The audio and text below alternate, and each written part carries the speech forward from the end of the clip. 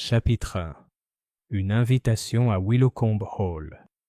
La lettre arriva par une fraîche matinée de début octobre, nichée au milieu d'une pile de publicités et de fines enveloppes brunes adressées de la main anguleuse de la banque de Hastings.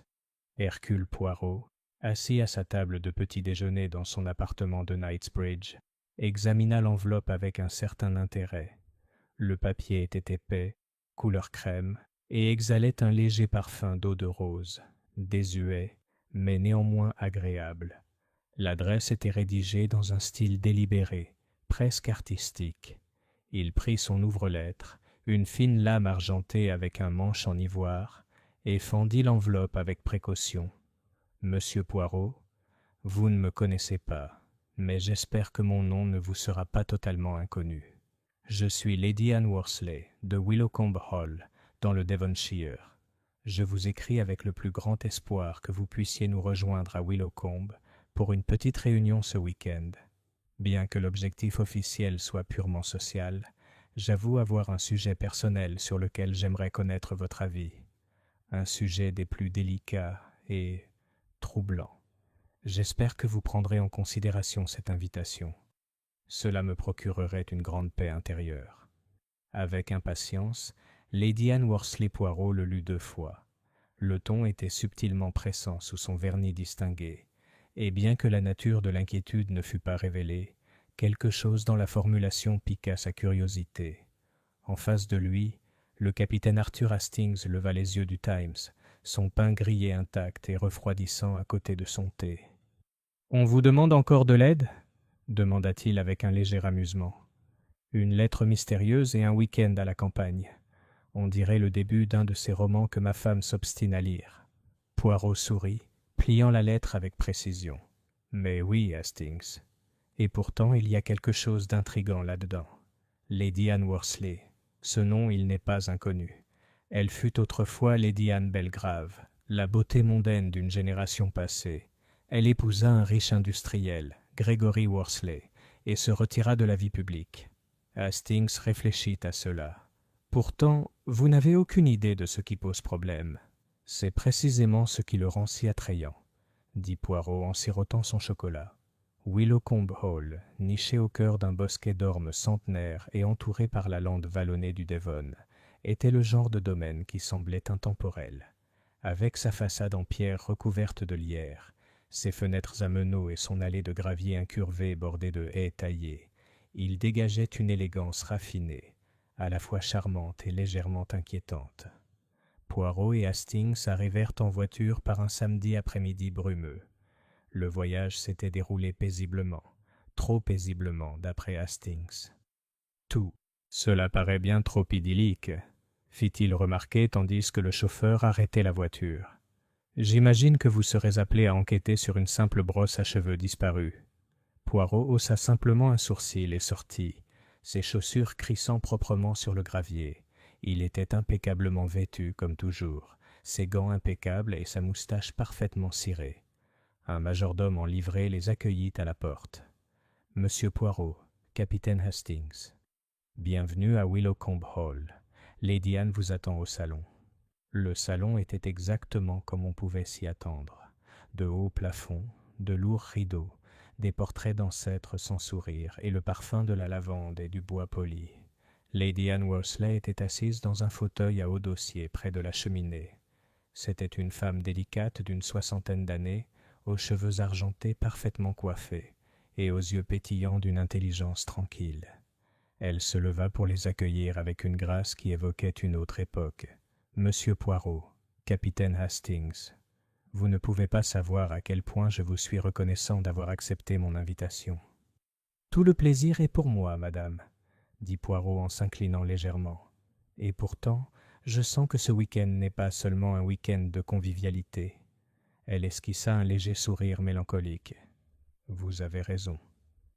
Mais je crains de devoir vous demander encore un peu de patience.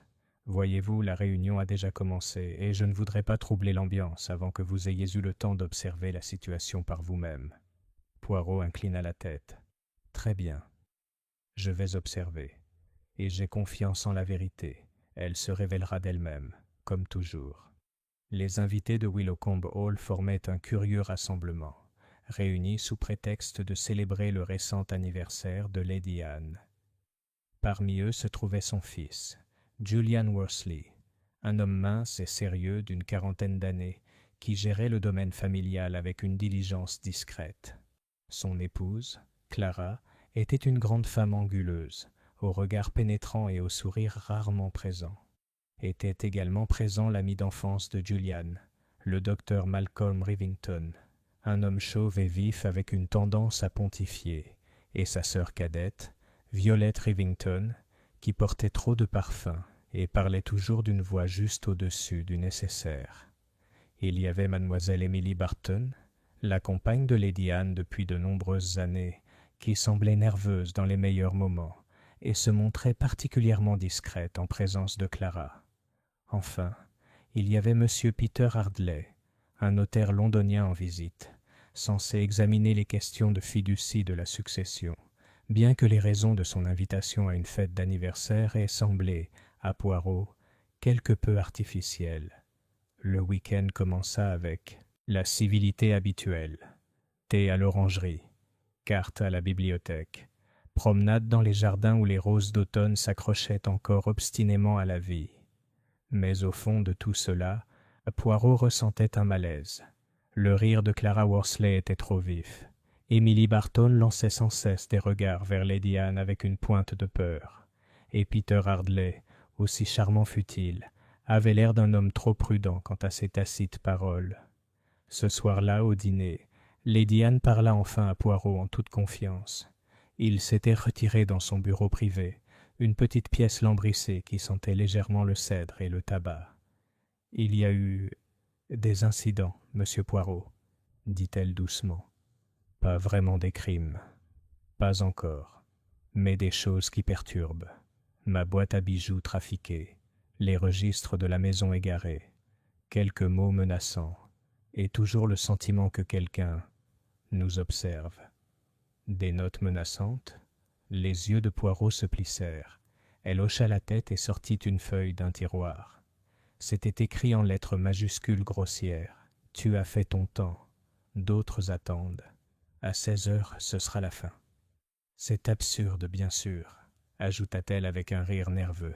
« Sauf que je ne me sens plus en sécurité en buvant mon thé. » Poirot examina la lettre avec intérêt. Elle est anonyme, vague, mais pas sans intention. Le 16 heures. Ça fait référence à l'heure du thé, n'est-ce pas? Lady Anne hocha la tête.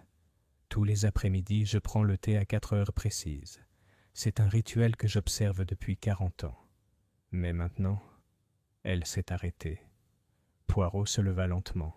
« Madame, je comprends. Et je resterai. J'observerai. Et nous verrons si celui qui écrit de telles menaces a l'audace de les mettre à exécution. » Ce soir-là, alors que les invités se retiraient dans leur chambre et que la maison tombait dans un silence interrompu seulement par le tic-tac occasionnel d'une vieille horloge de grand-père, Poirot se tenait à sa fenêtre et regardait le parc éclairé par la lune de Willowcombe Hall. Il y avait quelque chose dans l'air, quelque chose d'enroulé et d'attendant. Et demain, à 4 heures précises, la vérité commencerait à apparaître. Chapitre 2. La mort dans le salon. Le lendemain matin commença sous un épais brouillard du Devonshire, qui s'enroulait contre les vitraux de Willowcombe Hall et étouffait les bruits de la vie éveillée. Poirot, toujours matinal, descendit prendre son petit déjeuner à 8h30 précises. Il portait un costume gris et une cravate couleur tourterelle, ses moustaches impeccables, ses chaussures déjà cirées comme un miroir. Hastings était déjà à la table du petit déjeuner, dévorant avec contentement une tranche de pain grillé et un œuf à la coque. « Calme comme un tombeau ce matin, » remarqua-t-il joyeusement. « Si c'est ça, là, vie à la campagne, je pourrais m'y habituer. » Poirot haussa un sourcil. « Tu trouves le calme agréable, mon ami. Moi, je le trouve déconcertant, comme si la maison elle-même retenait son souffle. » Avant qu'Hastings puisse répondre, la porte s'ouvrit et Clara Worsley entra, vêtue avec sa sévérité habituelle. Son regard se porta sur la chaise vide en bout de table. Maman n'est pas encore descendue ? Demanda-t-elle d'un ton parfaitement neutre. Non, dit Julian Worsley, entré derrière elle, une tasse de café noir à la main. C'est bizarre, vraiment. Elle arrive généralement la première dans la salle à manger. La ponctualité est sa religion. Peut-être qu'elle ne se sent pas bien, proposa Clara, mais sans réelle inquiétude dans la voix. Poirot ne dit rien. Il remarqua le majordome, Denham, un peu trop immobile près du buffet. Sa bouche était pincée, et il observait l'escalier par la porte ouverte. « Denham, dit doucement Poirot, pourriez-vous vous renseigner sur Lady Anne ? Ça ne lui ressemble pas de manquer le petit déjeuner. » Le majordome hésita. « Oui, monsieur. Je m'en occupe immédiatement. » Il disparut. Quelques instants passèrent dans un silence tendu. Puis vint un bruit, un halètement aigu, suivi d'un bruit de pas précipités et de la voix de Denham, étranglée par la panique. « Lady Anne, au salon. Qu'on aille chercher le docteur Rivington. » Les invités se levèrent d'un bond. Poirot arriva le premier. Lady Anne Worsley était affalée sur la chaise longue près de la cheminée du salon, les yeux mi-clos, la bouche légèrement entr'ouverte. Une tasse de thé reposait sur le tapis à côté d'elle, renversée sur le côté. Le fond de la tasse avait taché le bord du tapis perçant d'une douce teinte ambrée. Poirot s'agenouilla près d'elle. « Elle a encore chaud, » murmura-t-il en posant doucement 2 doigts sur son cou. « Mais à peine. Son pouls est faible, très faible. » Le docteur Rivington se fraya un chemin et s'agenouilla immédiatement à côté de Poirot. Il procéda à un examen rapide de ses mains expertes et secoua la tête d'un air sombre. « Elle a été empoisonnée, » dit-il sans détour, « à l'opium ou quelque chose de proche. Peut-être du laudanum à forte dose. Sa respiration est superficielle, ses pupilles sont contractées. »« Elle allait bien hier soir, » dit Julian stupéfait. « Elle a pris son thé à 4 heures, comme toujours. » Le regard de Poirot se porta sur le buffet voisin, où se trouvait un plateau à thé en argent. La théière était encore à moitié pleine. 3 tasses étaient disposées, une intacte, une à moitié pleine, et une avec du rouge à lèvres sur le bord. Celle de Lady Anne, sans doute. « Quelqu'un d'autre a pris du thé ce matin ?» demanda sèchement Poirot. « Non, » répondit Violette Rivington en tremblant près de la porte. « Elle prend toujours son thé en privé ici. C'est un rituel. Personne ne se joint à elle sans y être invité. » Poirot se tourna vers Denham, qui se tenait dans l'embrasure de la porte, pâle mais serein. « Vous avez préparé le thé, monsieur ? » ?»« Oui, monsieur. Comme toujours. Je l'ai apporté à 4h moins 10, comme indiqué. Lady Anne m'a congédié après avoir posé le plateau. C'est la dernière fois que je l'ai vue. Et les tasses ? Tu en as disposé 3 ? Oui, monsieur. Elle invite parfois mademoiselle Barton ou mademoiselle Rivington à s'asseoir avec elle. Je n'ai pas remis cela en question. » Le regard de Poirot parcourut la pièce. Une légère odeur de bergamote persistait, le parfum caractéristique du Earl Grey. Mais sous-jacente, il percevait quelque chose de plus amer, une trace de produit chimique. « Docteur Rivington, » dit Poirot, « il faut la mettre au lit et la garder sous stricte observation. Vous devez faire votre possible, mais je crois qu'il faut appeler la police. » Julian tressaillit. « La police ?» Poirot se tourna vers lui, l'air grave. « Ce n'était pas un accident, monsieur, et sauf erreur grave, quelqu'un dans cette maison a tenté d'assassiner Lady Anne. La police locale arrive peu après 11 heures. » L'inspecteur Willoughby était un homme pragmatique et direct, au visage buriné et à la perplexité sincère face à tout ce que faisait Poirot. « Vous pensez que quelqu'un dans cette maison l'a empoisonné ? » demanda-t-il, visiblement sceptique. « Mais il n'y a aucune trace de lutte. Pas d'effraction. La maison est fermée à clé. »« Exactement, » répondit Poirot. « C'est ce qu'on appelle, dans les romans policiers, un cercle vicieux. Chaque personne dans cette maison avait à la fois l'occasion et, comme nous le découvrirons sans doute, le mobile. » L'inspecteur soupira. « Très bien. On va commencer par les tasses à thé. Elles seront envoyées au laboratoire d'Exeter. En attendant, j'aurai besoin des déclarations de chacun. » Poirot hocha la tête, mais ses yeux scrutaient déjà la maison. Non pas les meubles ni l'agencement, mais les gens, leurs mouvements. leurs regards. Mademoiselle Barton sanglotait doucement sur une chaise près de la fenêtre. Clara se tenait près de la cheminée, les bras croisés, l'air indéchiffrable. Peter Hardley s'appuyait contre la porte, le front plissé. Le docteur Rivington donnait des ordres à une infirmière arrivée du village, et Violette Rivington faisait les 100 pas, nerveuse. Poirot s'adressa à Hastings à voix basse. « Observez-les attentivement, mon ami. Quelque chose cloche dans cette pièce. »« Tu crois que c'était l'un d'eux » murmura Hastings. Les moustaches de Poirot frémirent. « Je pense que oui. Mais il ne suffit pas de savoir qui a eu sa chance. Je dois savoir qui a eu la volonté. » Dans l'après-midi, Lady Anne avait repris connaissance, à peine. Elle était faible, son élocution était pâteuse, mais son esprit était encore. Vif Poirot lui rendit visite dans sa chambre, assis à côté d'elle sur une chaise ancienne. « Vous aviez raison de vous inquiéter, madame, » dit-il doucement. « Vous souvenez-vous de ce moment qui a précédé votre perte de connaissance ?» Elle hocha légèrement la tête. Le thé amer. Pas comme d'habitude. J'ai trouvé ça bizarre. Et puis, il tournait. Avez-vous invité quelqu'un à vous rejoindre? Non. Mais j'avais dit à mademoiselle Barton ce matin-là que sa compagnie me plairait peut-être. Peut-être pensait-elle. Elle s'interrompit, grimaçant. Poirot hocha la tête. Merci. Reposez-vous maintenant. Je vais découvrir qui a fait ça. Alors qu'il sortait dans le couloir, il fut accueilli par Denham. « Monsieur, » dit doucement le majordome, « je ne veux pas exagérer, mais je crois avoir vu mademoiselle Rivington entrer dans le salon vers 15h50 hier. Je n'y ai prêté aucune attention sur le moment. » Poirot haussa les sourcils. « Et tu n'en as parlé à personne ?» Je n'étais pas sûr que ça signifiait quelque chose. Mais elle était seule. Poirot l'a rangée. Un geste, un faux pas, et un pas de plus vers la vérité. Ce soir-là, la maisonnée se rassembla pour un dîner tendu, même si peu de personnes mangèrent beaucoup. Poirot resta assis en silence, son regard passant d'un visage à l'autre, observant les gestes, percevant le fond de chaque mot. La tempête se préparait. Quelqu'un avait essayé de tuer Lady Anne, et il pourrait faire bien réessayer. Chapitre 3.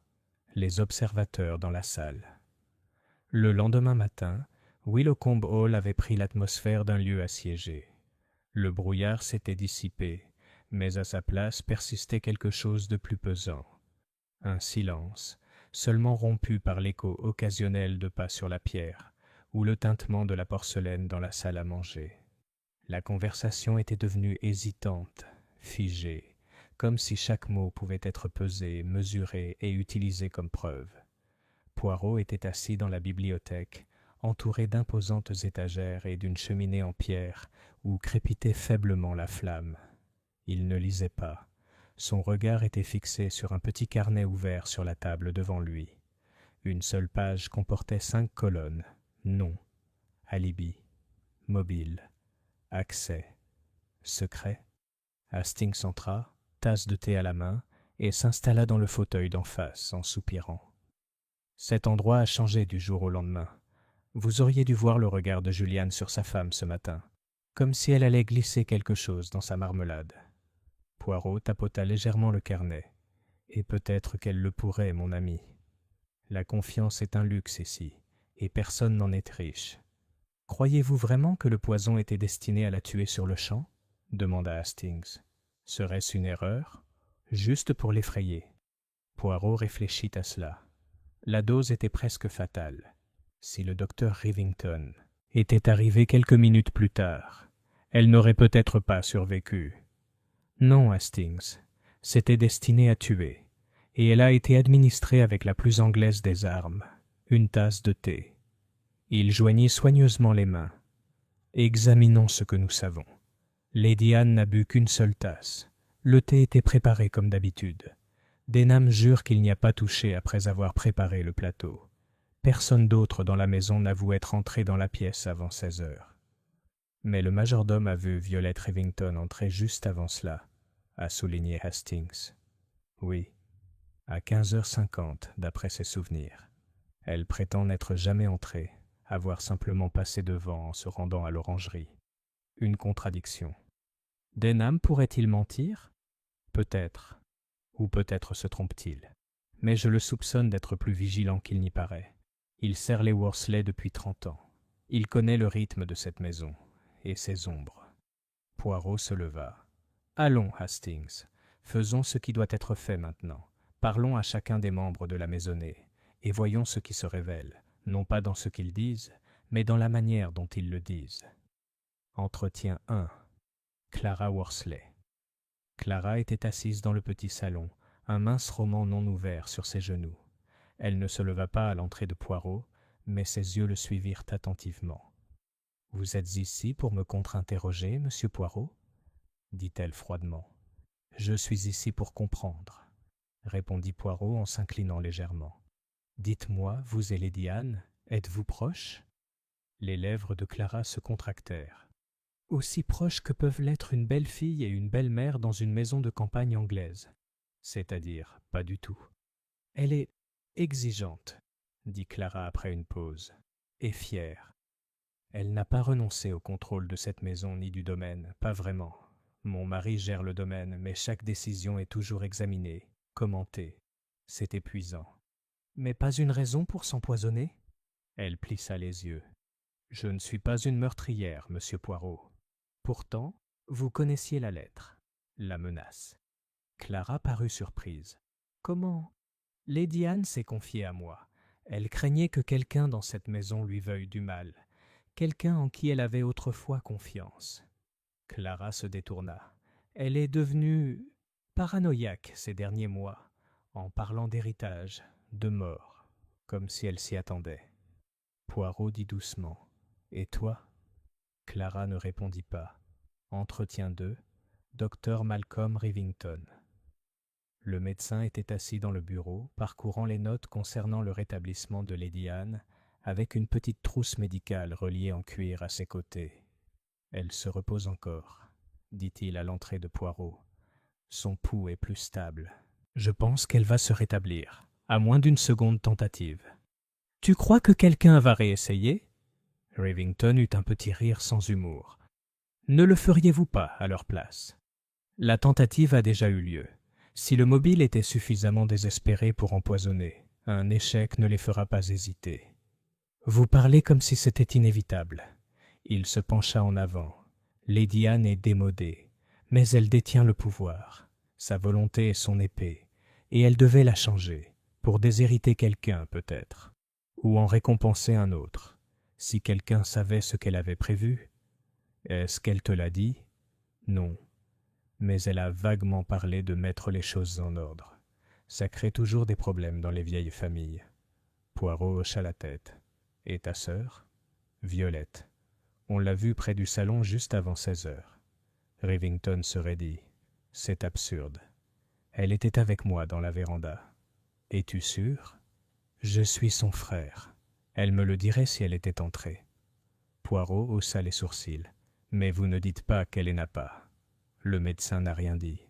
Interview 3. Miss Violette Rivington. Violette, comme toujours, sentait légèrement le jasmin et la tension. Elle était assise dans la véranda, les doigts noués sur ses genoux. « J'ai déjà prévenu l'inspecteur, » dit-elle d'une voix légèrement tremblante. « Je suis passée devant le salon, mais je n'y suis pas entrée. Je me dirigeais vers l'orangerie. » Poirot hocha lentement la tête. « Un itinéraire bien particulier, mademoiselle. De l'aile ouest à l'escalier sud, en passant par le hall principal, puis par le salon, au lieu d'emprunter le passage de service. Je ne pensais pas à l'itinéraire. »« Tu pensais au thé ?» Elle leva les yeux brusquement. Poirot se pencha en avant. « Tu connaissais l'heure. Tu connaissais l'habitude. Si tu mettais quelque chose dans cette théière. »« Je ne l'ai pas fait, » s'exclama-t-elle. « Je ne le ferai jamais. J'aimais Lady Anne comme une tante. »« Je le jure. »« Ma tante, » répéta doucement Poirot. « Pourtant vous ne faites pas partie de la famille. »« Non. Mais elle m'a toujours traité avec tant de gentillesse. Et... » sa voix tremblait. « Oui, elle m'a promis un jour de m'aider, financièrement. J'ai eu des difficultés, des dettes, mais je ne lui ferai jamais de mal.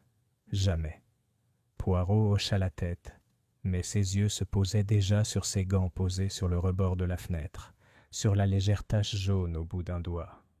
Entretien 4. Peter Hardley. Peter Hardley était calme, trop calme selon Poirot. Il se tenait dans la galerie examinant un portrait de Gregory Worsley, le défunt mari de Lady Anne. Vous vous demandez ce que fait un avocat londonien au milieu d'une affaire d'empoisonnement, dit-il sans se retourner. Vous avez été invité sous un prétexte, répondit Poirot. Lady Anne a dit que vous étiez ici pour des raisons de confiance. Peter haussa les épaules. En vérité, elle m'a demandé de venir en privé, pour la conseiller sur un Nouveau Testament. Elle prévoyait de le modifier la semaine prochaine. Le regard de Poirot s'aiguisa. Pour favoriser qui? Je ne peux pas le dire. Elle n'avait rien signé, mais elle envisageait un changement radical, ce qui pourrait déplaire à quelqu'un. Peter se tourna vers lui. Plusieurs personnes. Clara, Juliane, même mademoiselle Barton. Quand il s'agit d'argent, monsieur Poirot, les sentiments s'évaporent comme la rosée du matin. Poirot sourit faiblement. Vous parlez avec l'amertume de l'expérience. Peter haussa de nouveau les épaules. J'ai vu pire. Poirot se tourna pour partir. Oui, murmura-t-il, et peut-être même pire. Ce soir-là, alors que la maison se préparait une fois de plus pour le coucher, Poirot retourna à la bibliothèque et ferma son carnet. 5 suspects, 5 motifs enchevêtrés, et un seul fil conducteur, le thé à 4 heures. La réponse était proche. Il la sentait, comme une pression derrière une vitre. Quelque chose attendait de se fissurer, et demain, il trouverait la fissure. Chapitre 4. Un puzzle en porcelaine. Le lendemain matin, une pluie fine s'abattit sur les pelouses de Willowcombe Hall et laissa de la rosée sur les rebords des fenêtres. À l'intérieur de la grande demeure, l'atmosphère était fragile, telle de la porcelaine sous tension. Hercule Poirot était assis dans le salon, la pièce même où Lady Anne avait failli mourir, fixant le service à thé avec un intérêt méticuleux. La pièce avait été rangée depuis l'incident. Le tapis persan avait été frotté. Le plateau à thé avait été récupéré et lavé. Mais Poirot avait demandé que rien ne soit déplacé trop loin. Il tenait la tasse de thé dans ses mains gantées et la tournait lentement. C'était de la porcelaine tendre, un élément d'un service Wedgwood vintage aux détails bleus et blancs, délicat, coûteux et raffiné. 3 coupes posées, murmura-t-il. Une pour Lady Anne, une intacte, une retirée. Mais qui a bu dans la seconde? Il se leva et arpenta la pièce. Ou peut-être, qui était censé à? Le poison était bien présent dans le pot. Le docteur Rivington en était certain. Le rapport de laboratoire, rédigé à la hâte sur l'insistance de Poirot, était revenu le matin même. Des traces de laudanum en forte concentration avaient été détectées dans le reste du thé. Une quantité suffisante pour tuer une femme âgée en quelques minutes. Quelqu'un avait introduit le poison avant que le thé a été versé. Non pas dans la tasse, mais dans le pot lui-même. C'était astucieux. Cela permettait de nier. Cela suggérait une planification. Et ce n'était pas, pensait Poirot, le fait que quelqu'un paniquait. Hastings le trouva là quelques minutes plus tard, et fut surpris de voir Poirot parler à voix haute pour lui-même. « Tu sais, mon vieux, dit-il, tu pourrais effrayer le personnel en faisant les 100 pas et en marmonnant comme ça.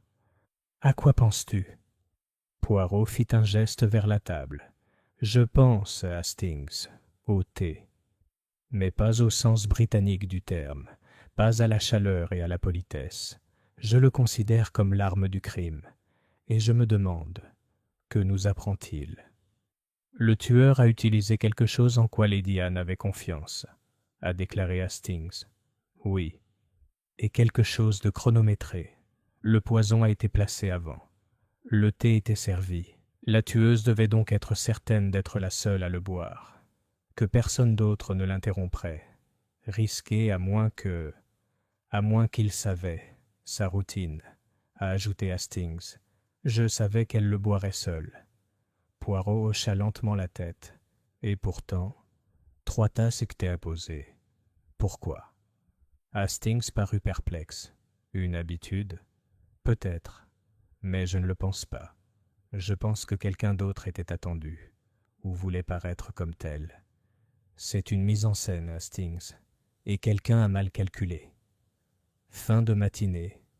Une visite chez la gouvernante Poirot traversa le couloir des domestiques, étroit, austère, éclairé par de hautes fenêtres, et frappa à la porte de Madame Grange, la gouvernante. C'était une femme robuste d'une 50aine d'années, à la mâchoire carrée et au regard perçant. Elle travaillait à Willowcombe depuis 20 ans, et de son propre aveu, connaissait chaque recoin de cette maison et la plupart des choses qui s'y étaient dites. « Madame Grange, » dit Poirot en prenant la chaise qu'on lui offrait dans son salon bien rangé. « Puis-je vous demander quelque chose à propos de la porcelaine ?» Elle haussa un sourcil. « De la Chine, monsieur. Le service à thé, celui utilisé pour le thé de 4 heures de Lady Anne. Qui le manipule? Qui le lave? Moi seul, monsieur. Lady Anne est très exigeante. Elle n'aime pas que les valets de pied s'agitent avec ses plus belles pièces. Je lave et sèche chacune d'elles à la main. Et où est-il conservé? Dans l'armoire fermée à clé de l'office. J'ai une clé. Denham l'autre. » Poirot hocha la tête. « Et la théière est-elle parfois laissée dehors?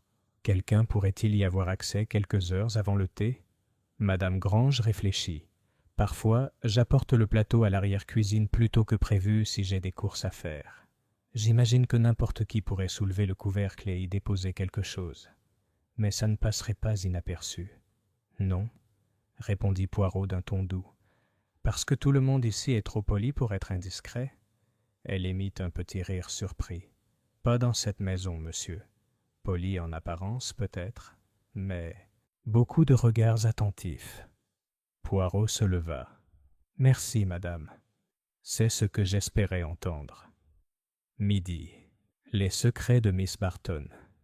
Il trouva mademoiselle Emily Barton dans le salon des roses, assise près de la fenêtre, une tasse tremblante de Darjeeling faible.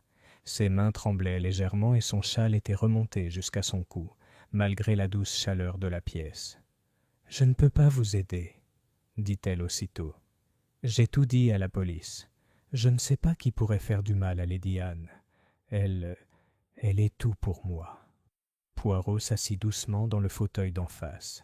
« Pardonnez-moi, mademoiselle, mais je me demande si c'est tout à fait vrai. Vous vivez dans cette maison depuis 17 ans, n'est-ce pas? » « Oui, je suis venu après la mort de ma sœur. Lady Anne a été gentille avec moi. » « Et ces derniers temps, sa gentillesse a-t-elle diminué? » Les yeux d'Émilie vacillèrent. « Elle a changé. Elle est devenue méfiante. Elle s'est renfermée. Elle a renvoyé 2 domestiques le mois dernier. Elle a renvoyé son avocat en pleine visite. Elle m'a même empêché de lire ses lettres à voix haute, ce que je fais depuis des années. » Poirot pencha la tête. « Tu crois qu'elle avait peur? » « Je pense qu'elle croyait que quelqu'un dans la maison attendait sa mort. » « Et l'était-il? » Émilie hésita. « Je ne sais pas. Mais je dois dire une chose. Elle devait rencontrer M. Hardley le soir même. Elle a dit que c'était urgent, une affaire concernant sa succession. »« Ah, » murmura Poirot. « Et t'a-t-elle dit qui elle comptait rayer de son testament ?» La tasse d'Émilie tremblait. Elle n'a rien dit. Juste que quelqu'un serait déçu.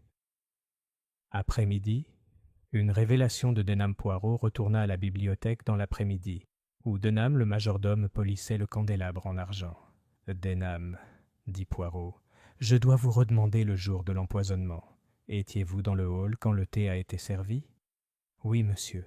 J'ai apporté le plateau à 15h50 précise. Je l'ai laissé sur la table basse et je suis retourné au garde-manger. »« Et tu n'as vu personne? » ?»« Personne n'est entré avant mon départ, j'en suis sûr. Mais après, j'ai entendu quelqu'un dans le salon vers 16h. J'ai supposé que Lady Anne avait préparé son thé. » Poirot se pencha en avant. « Et si je vous disais que mademoiselle Rivington a été vue à l'extérieur de la pièce à ce moment-là ?» Denham hésita. « Je ne serais pas surpris. »« Pourquoi ?» Le majordome avait un visage impassible. « Elle est anxieuse ces derniers temps. Toujours à s'attarder, à écouter. Un jour, je l'ai trouvée dans le couloir du garde-manger. Elle m'a dit qu'elle était perdue. Mais elle vient ici depuis toute petite. Elle connaît le chemin. » Poirot hocha la tête. « Et vous n'en avez jamais parlé à Lady Anne ?»« Oui, monsieur. La semaine dernière. » Les yeux de Poirot brillèrent. « Et qu'a-t-elle dit ?»« Elle m'a dit « Merci, Denham, je ne l'oublierai pas. » Soirée, un rassemblement de filles.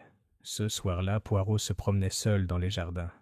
Le ciel s'était éclairci, laissant place à un crépuscule d'automne frais. Les allées de pierre luisaient sous la pluie qui s'estompait, et l'air embaumait une légère odeur de terre humide et de lavande. Il s'arrêta près du cadran solaire et regarda la maison. Ses fenêtres s'allumèrent une à mesure que le dîner approchait. Le schéma était presque établi. Les motivations étaient peu nombreuses. Clara, pleine de ressentiment et de ressentiment. Violette, désespérée et effrayée. Le docteur Rivington, trop protecteur. Hardley détenant un secret. Émilie tremblante d'une connaissance qu'elle n'osait pas exprimer. Mais une chose est ressortie, la deuxième tasse. Quelqu'un d'autre s'était préparé à boire du thé cet après-midi-là. Cela signifiait qu'il ne s'attendait pas à ce que le thé soit empoisonné, ou du moins qu'il s'y attendait, et qu'il avait changé d'avis à la dernière seconde. Lequel était-ce, et qui parmi eux avait été le plus proche de frôler la mort par accident? Celui-là, pensa Poirot, serait celui qui ne savait rien. Il se retourna et entra. Le thé avait été empoisonné. La théière avait été trafiquée. Mais peut-être, juste peut-être, la mauvaise personne avait pris la coupe empoisonnée. Chapitre 5. La coupe qui n'attendait personne. Le dîner de ce soir-là fut une étude de suspicion civilisée. La longue table à manger de Willowcombe Hall, polie à la perfection et éclairée par 2 candélabres, supportait le poids de l'argenterie fine et l'attention. Les chaises craquaient tandis que les invités se penchaient pour parler, puis se reculaient pour se retirer. On entendait des rires, soigneusement mesurés, des conversations, d'une fadeur flagrante. Seul Poirot semblait insensible à l'atmosphère tendue.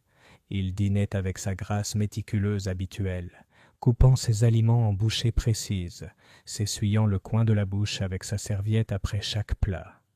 En face de lui était assise Violette Rivington, pâle et visiblement épuisée. Au bout de la table, Julian Worsley tentait de combler le silence par des remarques sur les réparations des locataires et la récolte. Clara touchait à peine à son repas. Peter Hardley, toujours aussi courtois, sirotait son Bordeaux avec un plaisir lent. Emily Barton n'émettait qu'un murmure d'approbation occasionnel. Le regard de Poirot passa d'un visage à l'autre, puis se posa sur la théière en argent posée cérémonieusement sur un buffet. Il remarqua, comme Hastings à côté de lui, que personne n'avait demandé de thé. C'est Hastings qui a finalement rompu le silence. « Est-ce qu'on sait déjà qui était destinée la 2e tasse de thé ?» demanda-t-il, avec désinvolture, bien que toutes les têtes se tournèrent vers Poirot. Peter Hardley eut un petit rire. « Cela fait sûrement partie du service habituel. Une habitude, pas une intention. »« Ah, monsieur, » dit doucement Poirot. « Et pourtant, l'habitude est une chose curieuse. Elle révèle plus qu'elle ne cache. » Il posa sa fourchette. « Dites-moi, est-ce que quelqu'un ici prend régulièrement le thé avec Lady Anne à 4 heures ?» Un silence, long et gênant. Puis Emily Barton s'éclaircit la gorge. « Parfois, oui. Les jours calmes, quand elle ne consulte pas son courrier. Elle m'a invité une fois, dit rapidement Violette, l'année dernière. Jamais, dit Clara d'une voix saccadée. Cette heure est sacrée pour elle. Elle l'appelle sa solitude. Alors il est curieux, dit doucement Poirot, que le jour même de son empoisonnement, 3 coupes aient été posées. Pas une, pas 2, mais 3. Après le dîner, Poirot demanda à inspecter à nouveau le garde-manger du majordome. Denham le conduisit par les 3 passages à côté de la cuisine jusqu'à une petite pièce faiblement éclairée qui sentait vaguement la cire d'abeille et l'amidon. Des étagères bordaient les murs, remplies de cirage, de carafes, de serviettes supplémentaires et de plateaux en argent. Contre le mur du fond se trouvait le vaisselier verrouillé. « Puis-je » fit Poirot en faisant un geste.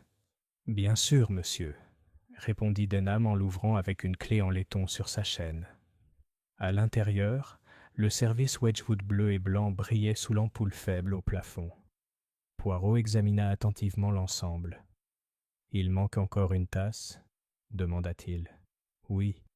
La police a emmené celui de Lady Anne pour des analyses. Il sera bientôt rendu. » Poirot hocha la tête. « Mais dites-moi, une tasse a-t-elle été cassée récemment? Remplacée ?» Denham cligna des yeux. « Il y a un mois. Une femme de ménage en a laissé tomber un dans l'arrière-cuisine.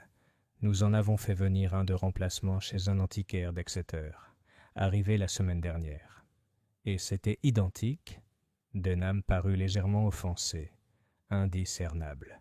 Même motif, même style de poignée, même marque, mais pas la même chosage. « Monsieur, » dit doucement Poirot, « et l'âge, comme les mobiles, laisse des traces. » Il brandit une soucoupe et l'inclina vers la lumière. Là, une différence à peine perceptible dans l'émaillage, un craquelé plus fin sous la surface. « Une tasse de remplacement, » murmura-t-il, « et peut-être une tasse de substitution. » Plus tard dans la nuit, une réflexion de minuit.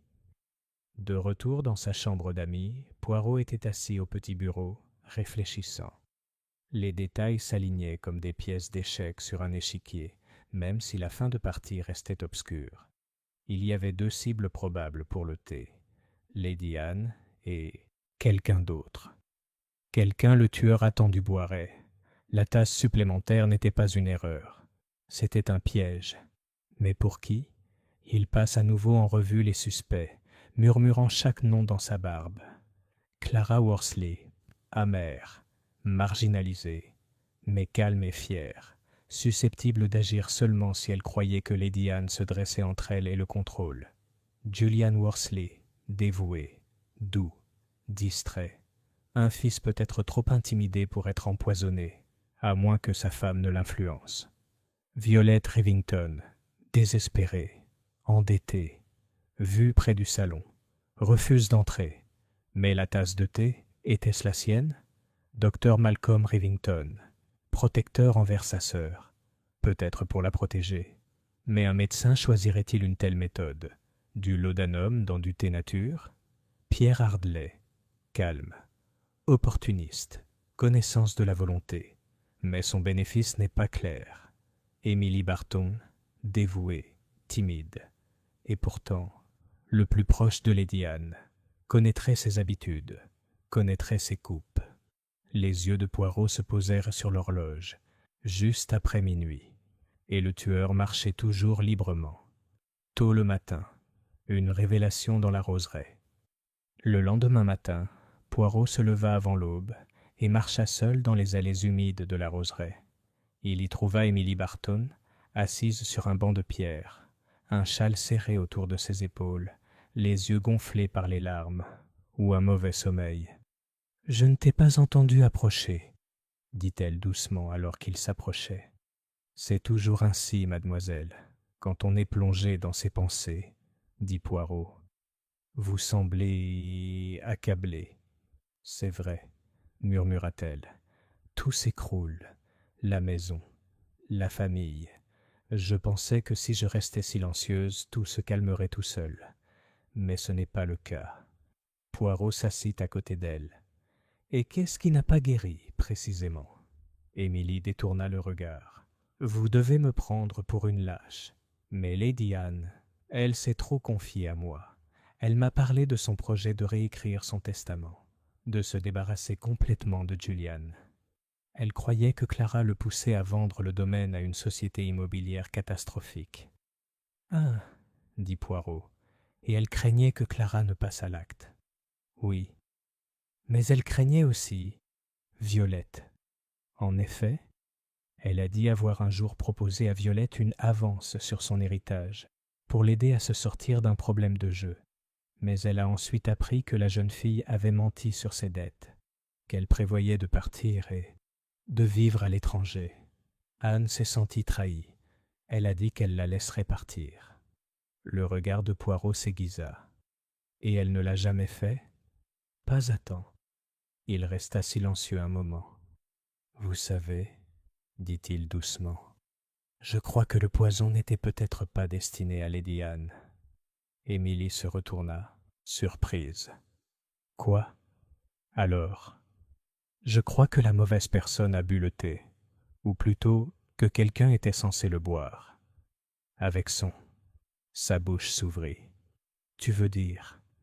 Quelqu'un a planté le décor. Quelqu'un a servi le thé pour deux. Quelqu'un a espéré que les 2 tasses seraient déconsommées. Les yeux d'Émilie s'écarquillèrent. Et puis, quelqu'un d'autre a failli mourir aussi. Non, mademoiselle, personne n'a bu, par choix ou par accident. Mais Lady Anne, elle, si, seule. Et à qui penses-tu que l'autre tasse était destinée? Poirot se leva. C'est ce que j'ai l'intention de découvrir aujourd'hui, dit-il. Chapitre 6. La deuxième coupe. L'orage a éclaté juste avant midi. Pas un orage ni une pluie torrentielle, même si le ciel au-dessus de Willowcombe Hall était gris et maussade, mais une confrontation. Des vérités discrètes révélées sous la pression, des voix s'élevant juste au-dessus de la civilité, et des yeux un peu trop brillants de peur. Et au centre de tout cela se tenait Hercule Poirot. Le salon, de nouveau théâtre d'une tension feutrée, accueillait ses suspects. À l'invitation de Poirot, et alors que Lady Anne se remettait dans sa chambre sous la surveillance attentive du docteur Rivington, les invités étaient revenus sur les lieux du crime. Ils se tenaient en petits groupes, évitant tout contact visuel.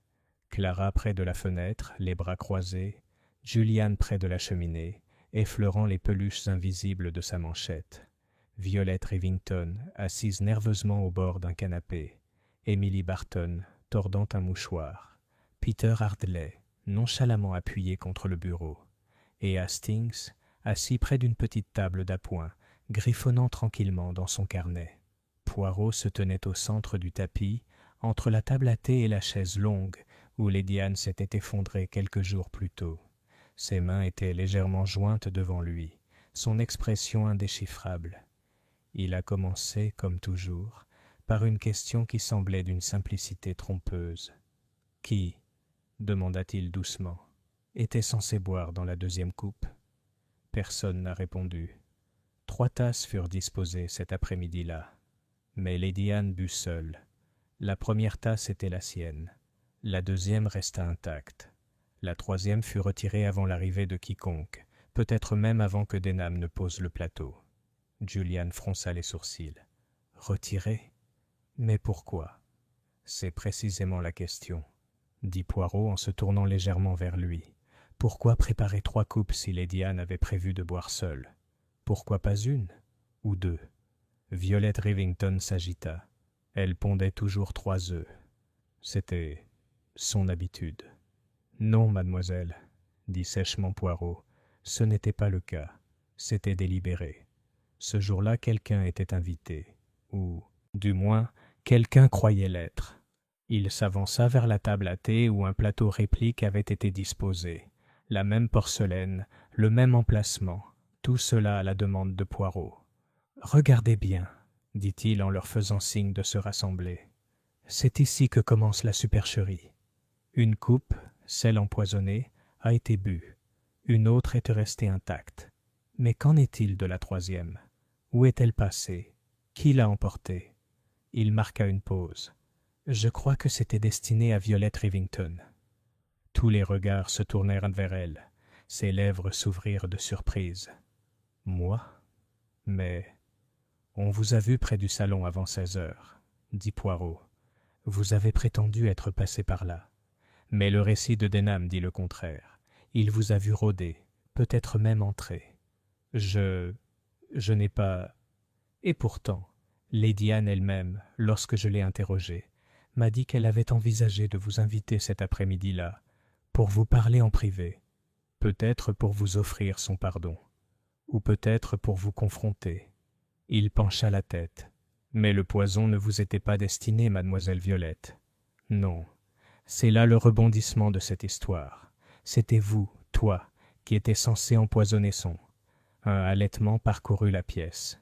Les yeux de Violette s'écarquillèrent. « Quoi? C'est absurde !» Poirot leva le doigt. « Vous avez cru être invité à prendre le thé. Vous êtes arrivé en avance.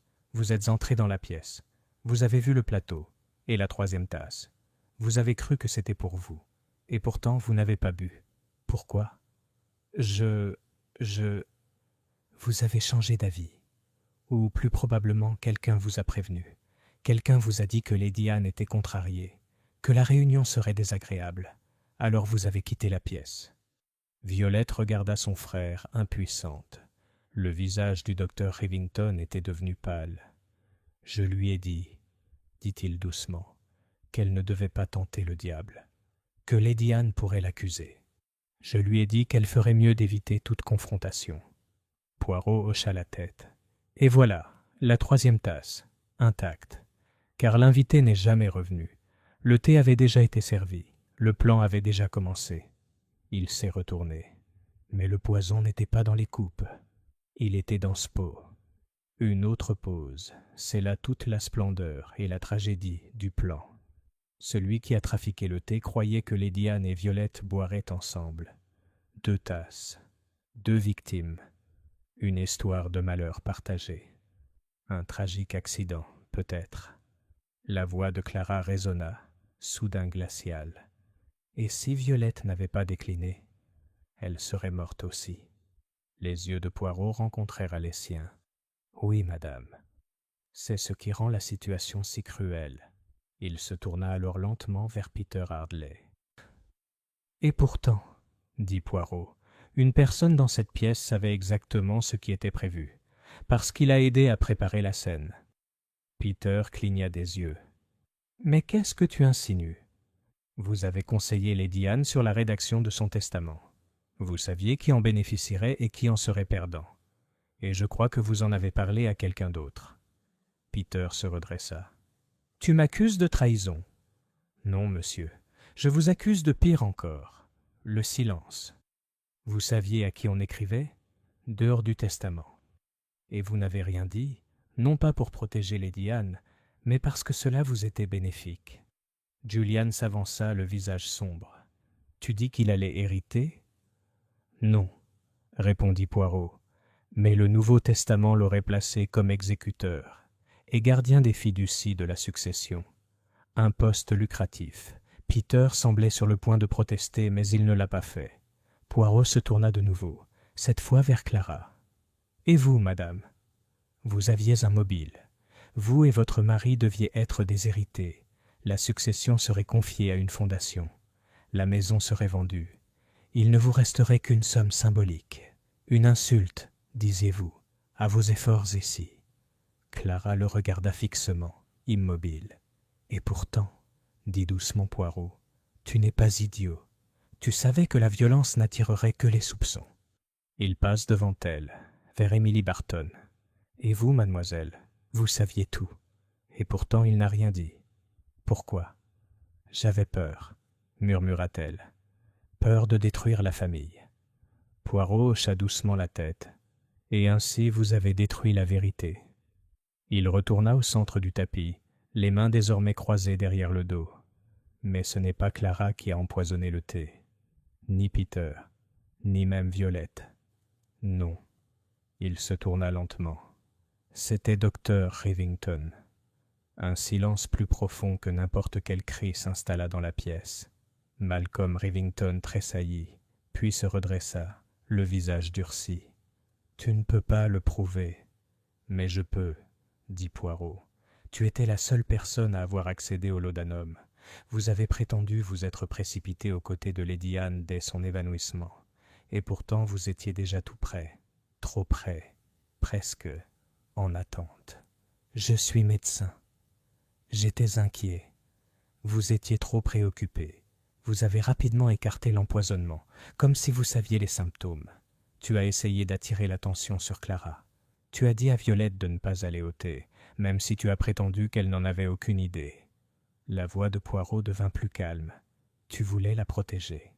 Non pas de la honte, mais de la mort. Le visage de Malcolm s'est décomposé. « Elle allait être ruinée, » dit-il. Lady Anne avait promis son aide, puis l'avait annulée. Violette était désespérée. J'ai supplié Anne de reconsidérer sa décision. Elle a refusé. Elle a dit que Violette était un risque. Il se tourna lentement, presque d'un ton suppliant, vers Violette. Je ne voulais pas qu'elle meure. Je voulais juste qu'Anne disparaisse. Poirot ferma les yeux. Ah. Et voilà comment ça se passe. Le moment où la protection se transforme en poison. Lorsque l'inspecteur Willoughby entra, appelé plus tôt par la note de Poirot, le docteur Rivington n'opposa aucune résistance. Violette pleurait en silence tandis que son frère était emmené. Peter Hardley fixait le feu. Clara resta assise, très immobile. Et Poirot? Il tendit une fois de plus la main vers la tasse de thé intacte sur le plateau. La coupe qui attendait Violette Rivington. La tasse qui raconte l'histoire d'un crime qui a failli devenir une tragédie à deux. Chapitre 7. Dans le sillage du poison. Lady Anne Worsley s'est réveillée le 7e matin depuis sa mort imminente avec un étrange sentiment de finalité. L'air de sa chambre embaumait l'huile de lin et les roses tardives du jardin en contrebas. Elle ouvrit les yeux pour admirer la lumière automnale filtrée à travers les rideaux de dentelle, le genre de lumière matinale à laquelle elle avait toujours fait confiance. Mais la confiance était, elle le savait maintenant, un luxe délicat et surfait. À côté de son lit était assis Hercule Poirot, droit dans un fauteuil en brocart, lisant un livre de poésie anglaise qui ne l'intéressait manifestement pas. « Tu es toujours là » dit-elle d'une voix rauque. Il referma le livre avec précaution. « Mais bien sûr, madame. Je reste jusqu'à la tombée du rideau. La représentation, cependant, est presque terminée. » Elle cligna des yeux. Était-ce comme je le craignais? Pire encore, dit doucement Poirot. C'était un frère qui a tenté de tuer pour sa sœur, et une sœur qui a failli boire jusqu'à sa mort. Les yeux de Lady Anne se fermèrent. Pauvre Violette. Le regard de Poirot la soutint. Ne la plaignez pas trop tôt, madame. Elle a survécu. Et un jour, elle pourra peut-être commencer à vivre honnêtement, même si je n'en parierais pas gros. Et Malcolm, murmura-t-elle. Il sera inculpé. Les autorités montent leur dossier. Le poison, du laudanum provenant de sa trousse de médecin verrouillée, correspond exactement à l'analyse chimique. Ses empreintes digitales sont sur le flacon. Elle resta silencieuse un moment. Puis, je lui faisais confiance. Poirot hocha la tête. Oui, c'était ton erreur. En bas, Willowcombe Hall était en pleine transformation. Le personnel se déplaçait plus rapidement. Denham, le majordome, avait repris ses gestes précis, même si ces gestes avaient perdu leur élégance d'antan. Le cuisinier ne ronronnait plus en cuisine. Une certaine lourdeur s'était installée dans la maison, comme du goudron s'infiltrant dans un vieux plancher. À la table du petit déjeuner, les autres convives dînaient avec une retenue maladroite. Clara Worsley sirotait son café sans faire de commentaires. Julian lisait le journal sans tourner les pages. Emily Barton s'essuyait les yeux, comme si des larmes coulaient encore dans l'ombre. Il ne manquait que Violette. « Où est mademoiselle Rivington ?» demanda Hastings en regardant autour de lui. « Elle est partie tôt, » murmura Julian. « Elle n'a pas dit où elle allait. Elle a juste fait ses bagages et a demandé à Denham de commander une voiture. » Clara a ajouté « Nous ne l'avons pas arrêtée. » Poirot hocha la tête. Peut-être est-elle allée voir son avocat, ou peut-être a-t-elle simplement fui les lieux de sa propre mort. Cet après-midi-là, Poirot et Hastings se promenèrent dans les jardins. Les roses, si soigneusement entretenues, commençaient à brunir. Une brise bruissait à travers les haies, un souffle glacial. « Je n'ai toujours pas tout compris, » dit Hastings. « Le médecin a tout planifié pour elle? Pourquoi ne pas simplement plaider sa cause à nouveau? Ou trouver une autre solution? » Poirot le regarda avec bienveillance. « Ah, mon ami, comme ton cœur est simple. » Hastings sourit d'un air penaud. « Je préfère que ce soit comme ça. » Poirot s'arrêta près du cadran solaire. « Considérons la psychologie. Malcolm Rivington voyait sa sœur sombrer, émotionnellement, socialement et financièrement. Elle croulait sous les dettes, orgueilleuse, trop fière pour travailler, trop intelligente pour se contenter de ses biens. Il craignait qu'elle ne tombe en disgrâce, ou pire. Alors il pensait qu'il tuerait Lady Anne. Il pensait, dit Poirot, qu'il le ferait mettre fin à l'obstacle. Il croyait qu'Anne n'aiderait plus jamais Violette. Et il croyait qu'après sa mort, elle pourrait laisser son argent, ou du moins le silence pour le dissimuler. Hastings fronça les sourcils. Mais comment savait-il pour le thé? Poirot reprit sa marche. Voilà l'essentiel. Le thé de Lady Anne à 4 heures était un rituel connu seulement de ses proches. Malcolm, en tant que médecin de famille, lui rendait souvent visite. Il avait été présent au moins 2 fois lorsqu'elle avait accueilli Violette au salon. Il savait que c'était un moment de relâchement, un moment de paix. Et les tasses? Ah, quelle intelligence! Dit Poirot avec admiration et regret. Il a empoisonné le pot, mais il s'attendait à la présence de Violette. Il supposait dans sa nervosité qu'elle boirait la première pour éviter de paraître impolie. Lady Anne suivrait. 2 morts. Tragique coïncidence. Mais Violette ne buvait pas. Non, répondit Poirot en plissant légèrement les yeux, parce que son frère l'avait mise en garde.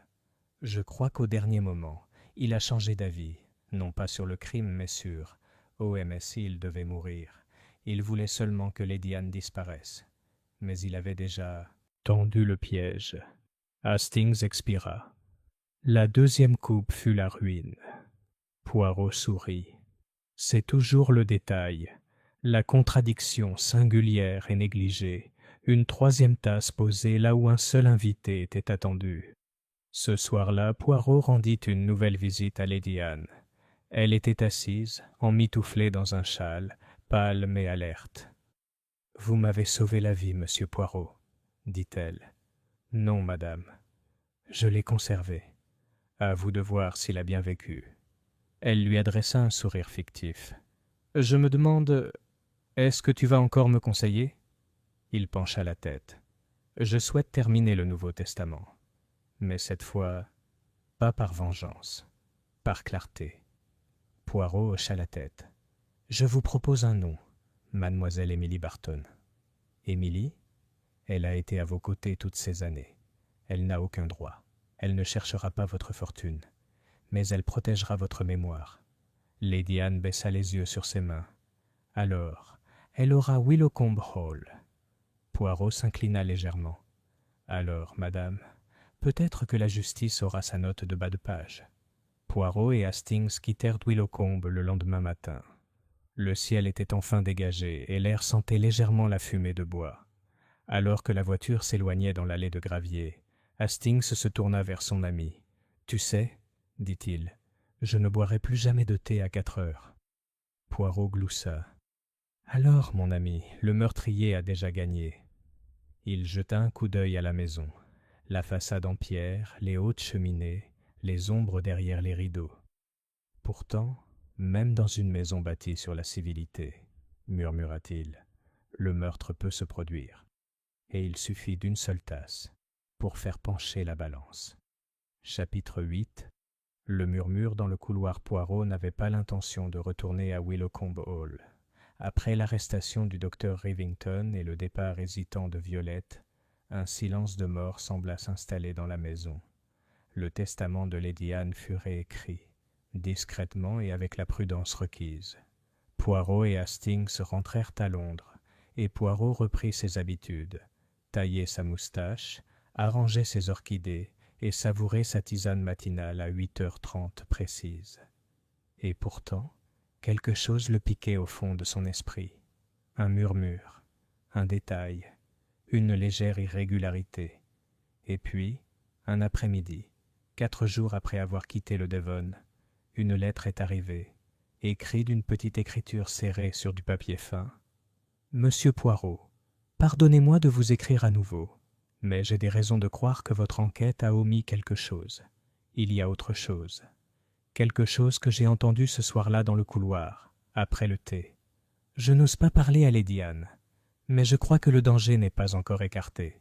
S'il te plaît, reviens. Je ne supporte pas le silence. Bien à vous dans la foi, Emily. Barton. Retour à Willowcombe ? Demanda Hastings en grognant, levant les yeux de ses œufs brouillés. Vous n'êtes pas sérieux.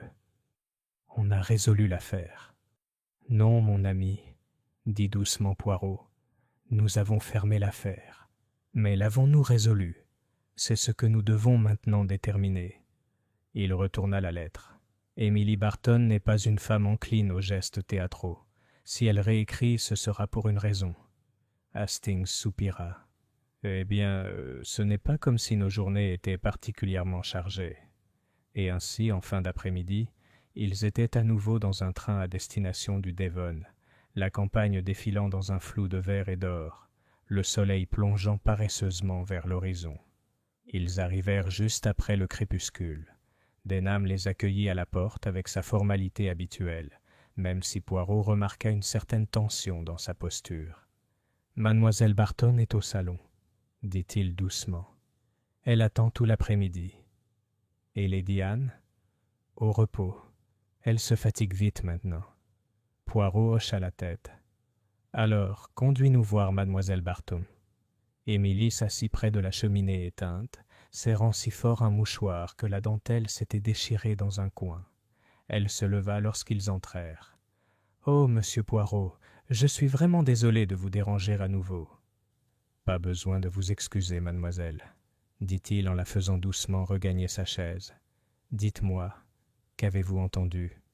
Elle hésita, son regard se fixant sur la porte fermée. « C'était la veille de ton départ. Dans le couloir devant ma chambre, j'ai entendu des murmures, 2 voix.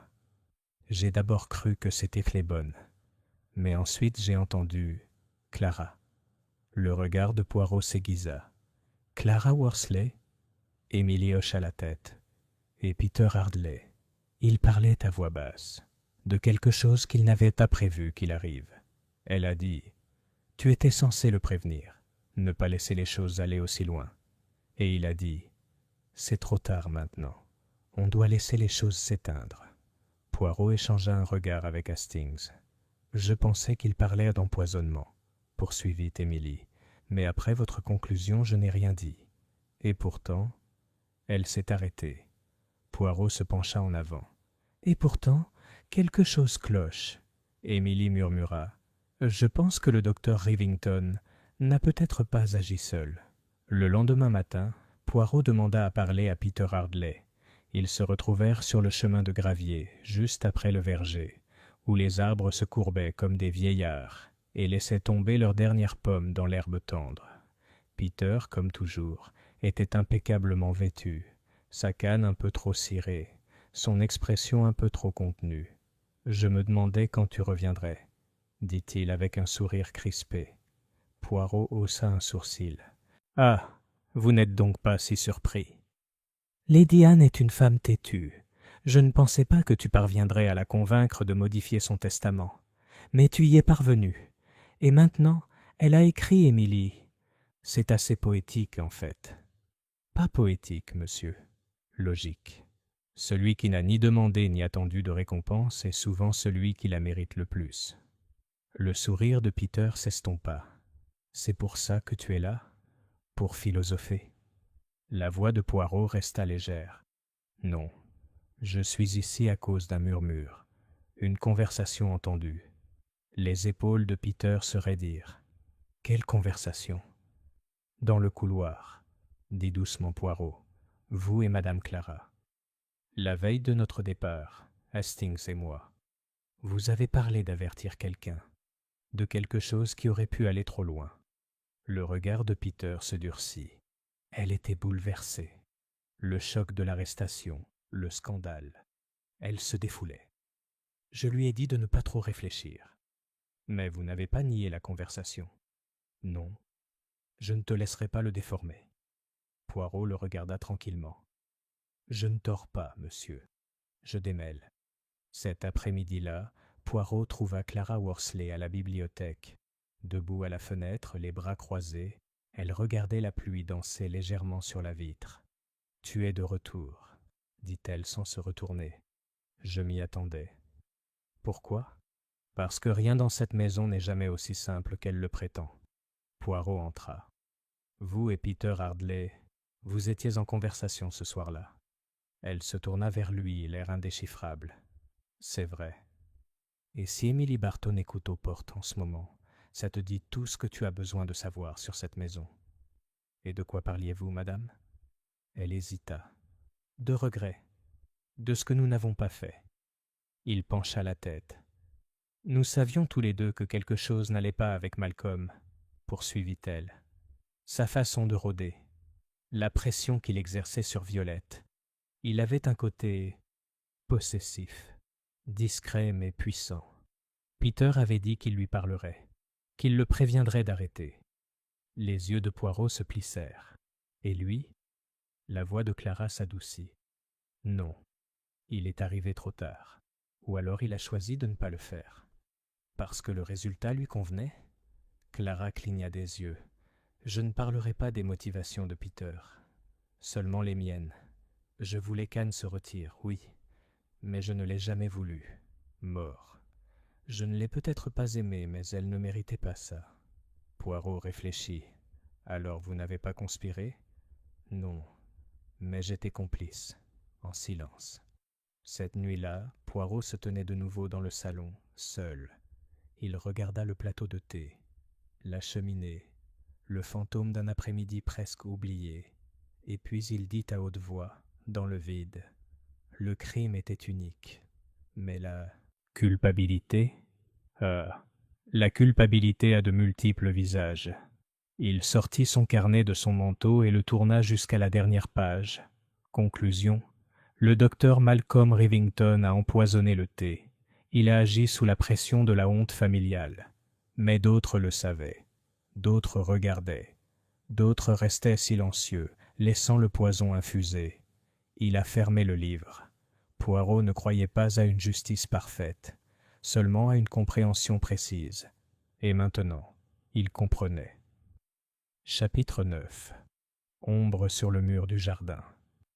Le lendemain de la nouvelle enquête de Poirot sur la conversation chuchotée entre Clara et Peter Hardley, Willowcombe Hall se sentit à nouveau changé, non pas par des tempêtes ou un scandale, mais dans le sens plus calme et plus subtil qui se produit lorsque tout le monde commence à observer tout le monde.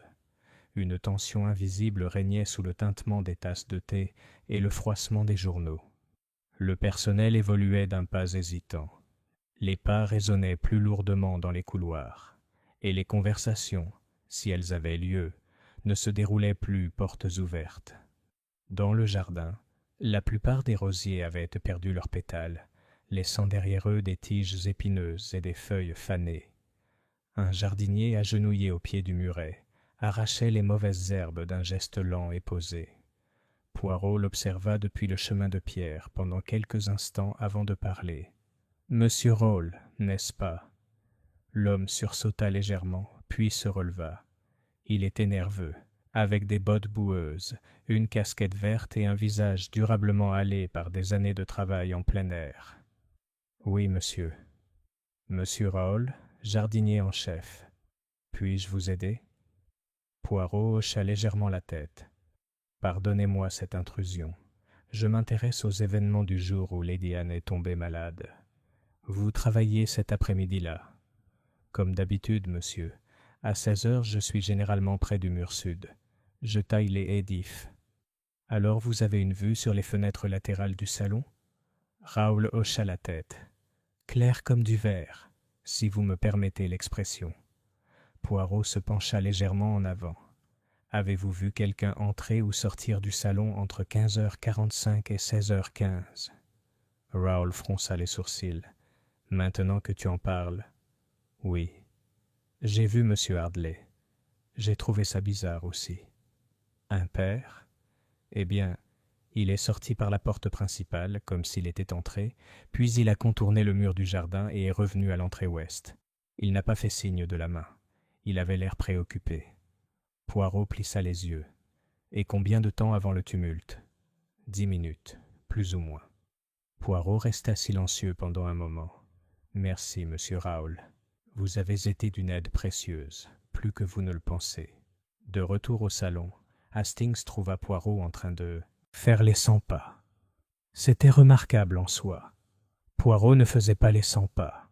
Il positionnait. « Qu'est-ce qu'il y a encore ?»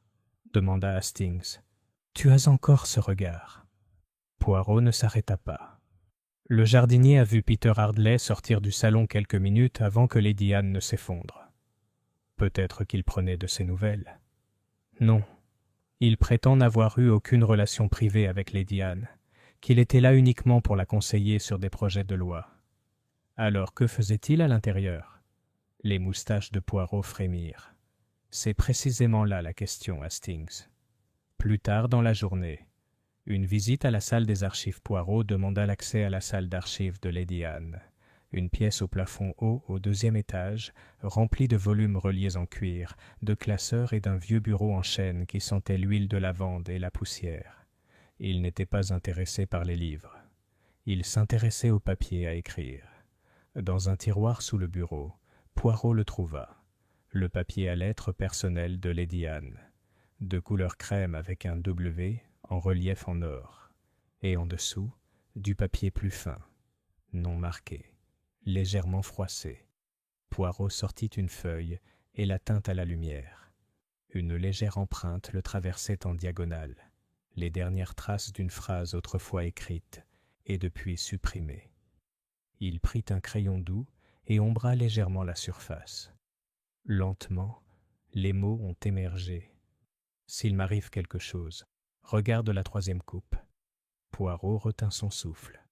Pas le 2e, le 3e.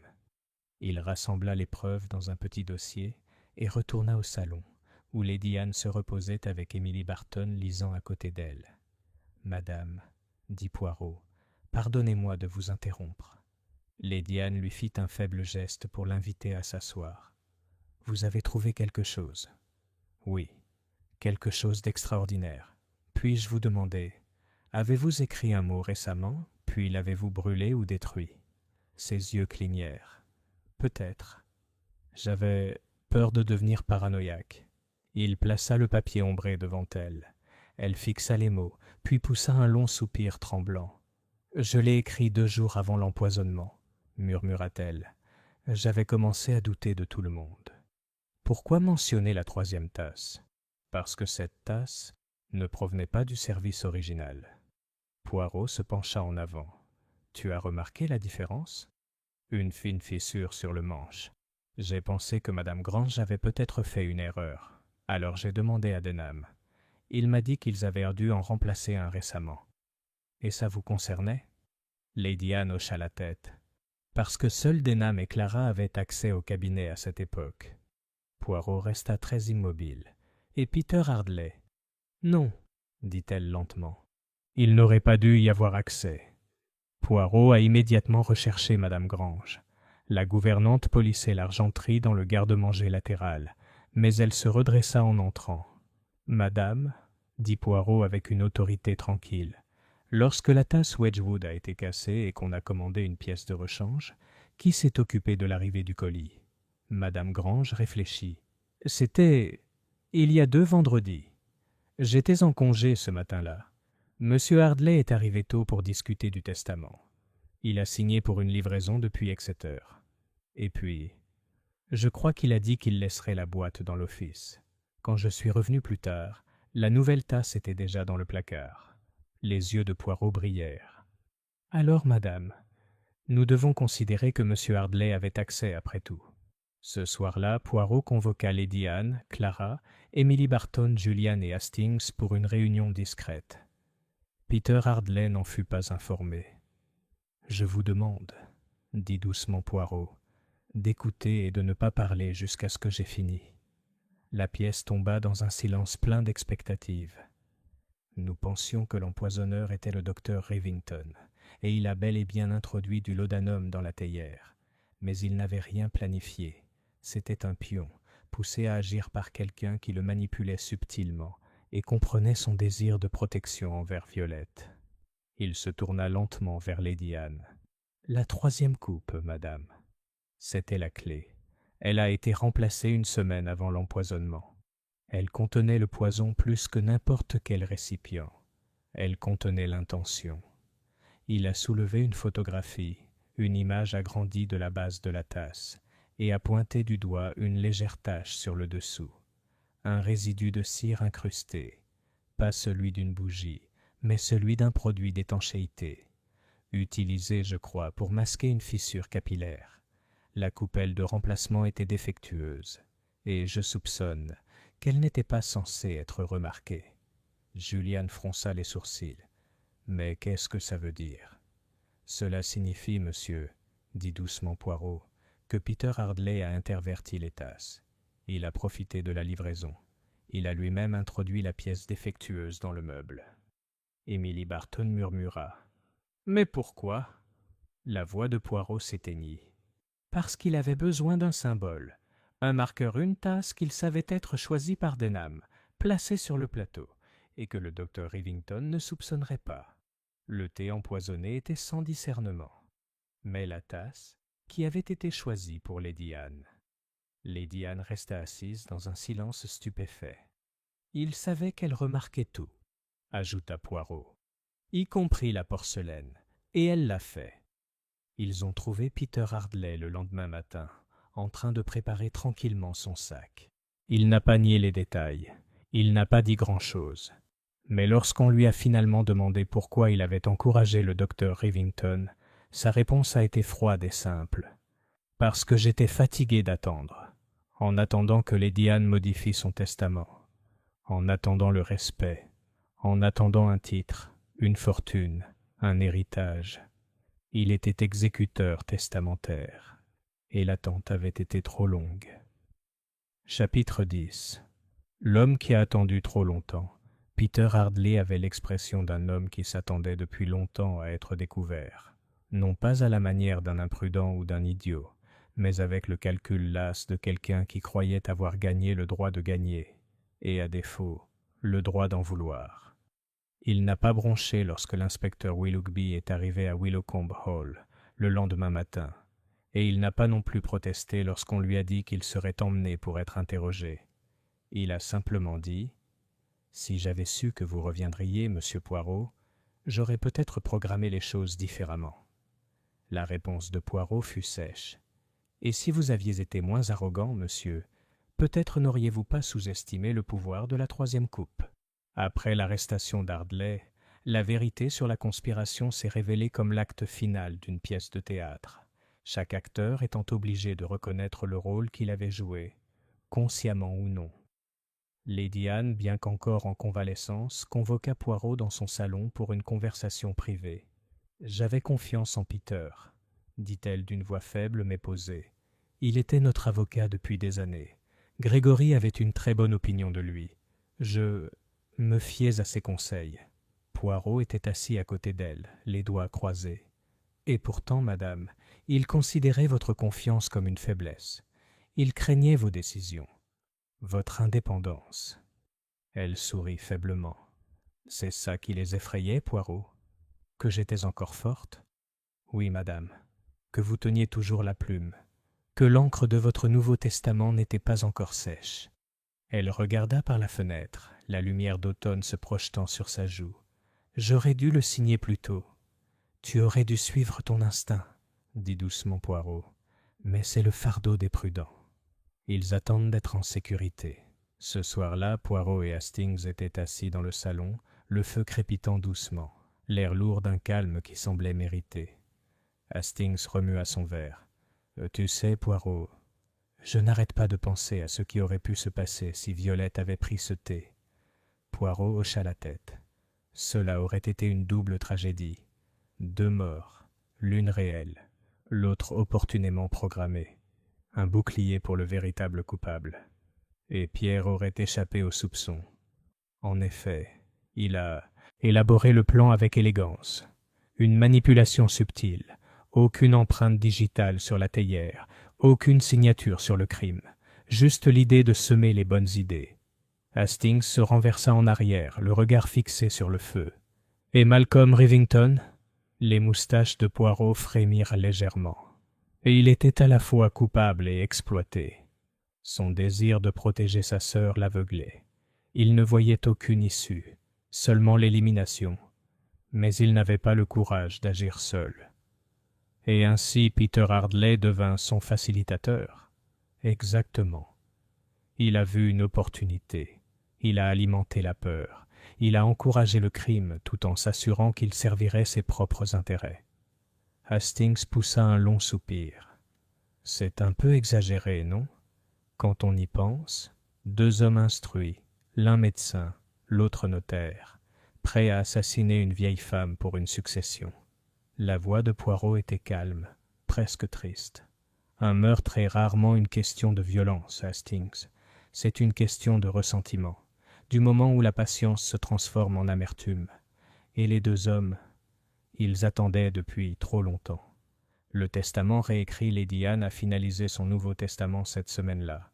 Il a été signé par 2 membres du personnel et déposé en lieu sûr auprès du magistrat local. Son legs à Emily Barton a été confirmé. Willowcombe Hall, ses jardins et une modeste fiducie pour son entretien.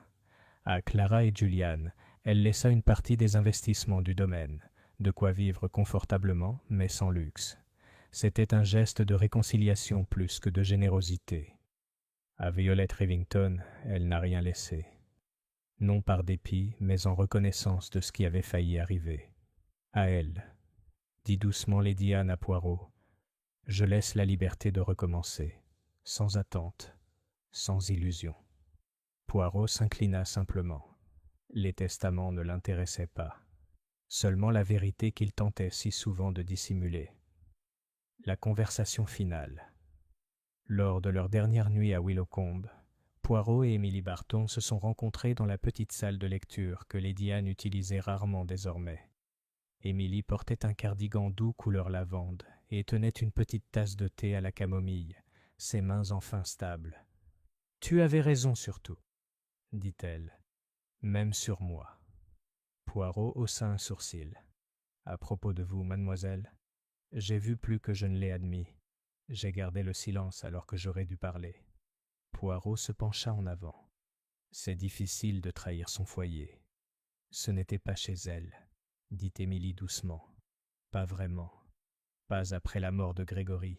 Lady Anne est devenue différente. Et je me disais que c'était juste du chagrin. Mais elle planifiait, et n'en parlait à personne. Elle